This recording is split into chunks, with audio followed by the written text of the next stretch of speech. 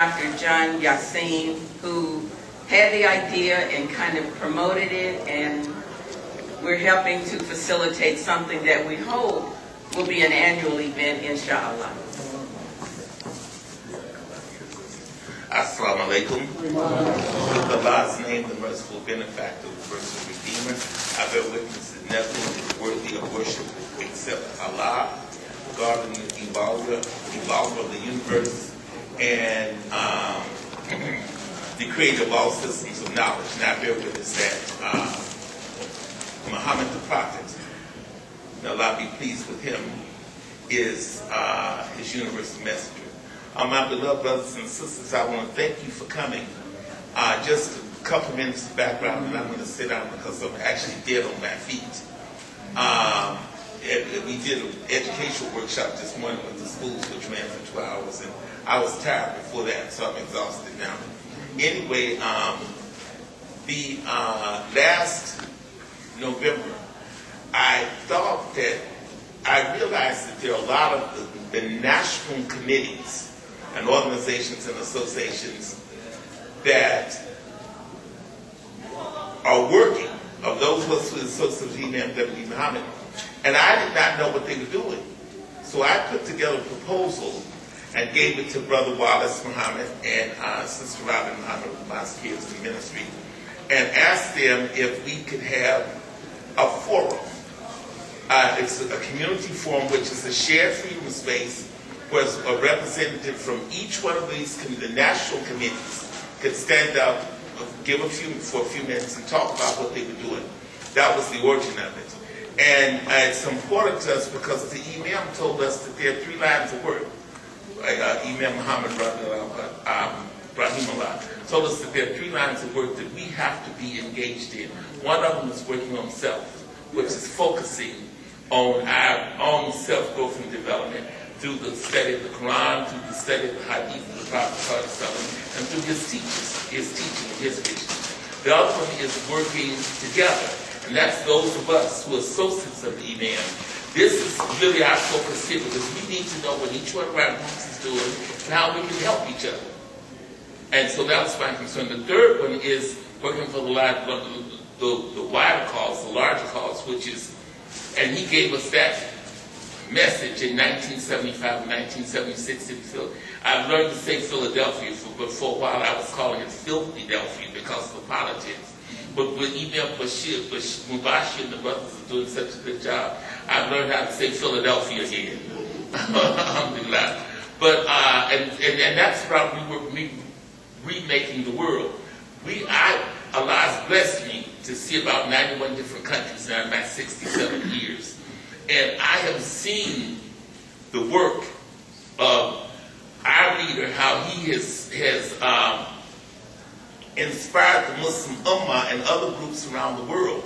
Being a part of this, it sometimes is so close up that you don't recognize, you have to get out. But the Imam has literally freed up those sisters from the immigrant communities. He's freed them, and that's a different story. We can talk about that some other time. And he's done a lot to free the other Muslims around the world. Then in 2009, after he left us, ISNA had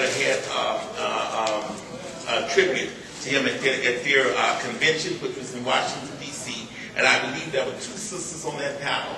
All of the others were our imams, Imam Muriel from Baltimore, a variety of others. And Dr. Syed Sayed, who was the executive director of ISNA, he opened that meeting by pointing to the Imam's daughter, Layla. And I don't know if you remember Layla, and I think you, because I was sitting with you and Dr. Shabazz, Dr. Mead, but he said, Layla, if it were not for your father, you wouldn't even be sitting up here. And that said a mouthful, because what it meant was that they were not respecting the minds of sisters. You know, they were relegated to the back, and I can bear witness to that because I taught for 7 years in the United Arab Emirates University, and I saw that on a continuous basis. And, you know, that was one of the experiences that made me begin to tell the world that you sisters here, that the followers of the Imam, I'll match you against anybody in the world in terms of your knowledge of Islam and your abilities and your skills. And I'm grateful to Allah to be a part of this group. And I love the group, and I mean, I love the man and his father and all that they've done for all of us. And so we have to just keep working, you know, to establish his father's legacy and his legacy. And one of the ways we can do that is by knowing what each one of these different committees or associations or organizations is doing and how we can help each other. And that's what this literally is about. And I thank you all for coming to participate. And I thank Sister Khadija for taking this over, because that education committee is a full-time job in itself, in addition to the job that I'm working, that I make my substance, that I make, in addition to the job that I do to meet my needs of food, clothing, and shelter, that provides my sustenance. Thank you again. Assalamu alaikum. Thank you. We emailed some applications out, and we've got organizations that actually registered with us, but they're not here yet. What we want to do long-term is to start a database so that we have a list of all the associations, what they do, how to become a member. So if you know of associations that are not here, I've got some blank applications. Please have them fill it out and get it to us so that we can put them in our database. But the ones that are here, I would like to call them up so that they can take 3 to 5 minutes to talk about what they do, their membership, and how we can get involved and how we can work better together. Brother Norman Muhammad has a Dawah organization, and he's going to be the first one that's going to come up and share with us what he does, how he does it, and what he needs us to do. 3 to 5 minutes. And I've been known to look at my watch. Eid Mubarak. Eid Mubarak. Bismillah ar-Rahman ar-Rahim. Alhamdulillah Rabbil Alameen. We thank Allah for blessing us with our legacy, with our Farad, and with our double portion of Imam W.D. Muhammad, a person that I met several years ago, that I come in under his father. But I had a chance to meet him. But one of the things that we did was, we looked back at how we used to do things under the Imam Elijah Muhammad. And so we just kind of resurrected that. So it's not new. It's just something that we reached back and started. But we put the spirit with it. So that led to me meeting I like to say the Honorable Imam W.D. Muhammad, and talking with him about the program, which is Dawah. It's not my program.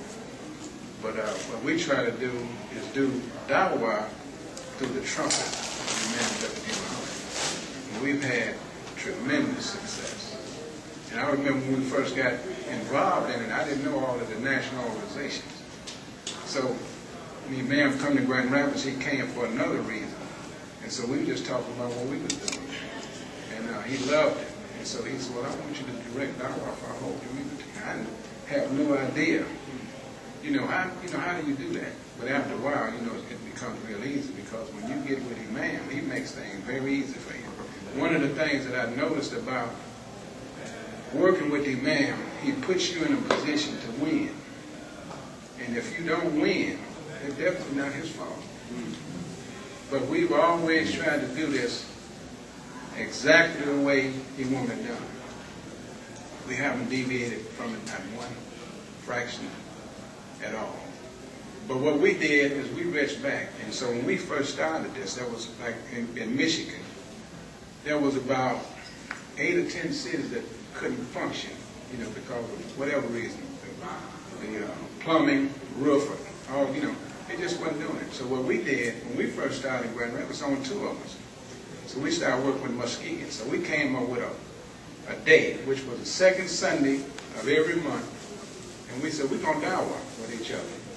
So that first month, we went to Muskegon. So they had 1 person. So that following month, when they come to Grand Rapids, it was 4 of us. So after about 8 months, we was all over the state. So then we was getting ready to go into Detroit, because the idea was to get all of the cities together. So when we get ready to go into Detroit, Detroit is really big and almost as large as the whole state of Michigan. So we wanted to get all of the cities together and go into Detroit. So then we had this 9/11, we're gonna talk about that Sunday morning at breakfast.